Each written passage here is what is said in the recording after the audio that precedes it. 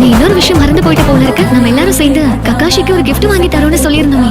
சரி விடு, நான் உனக்காக இதை வாங்கியிருக்கேன். உனக்காகவே ஸ்பெஷலா செஞ்சது. முதல்ல யூஸ் பண்றதுக்கு கொஞ்சம் கனமா தான் இருக்கும், ஆனா நீ இதுக்கு சீக்கிரமா பழகிடுவ.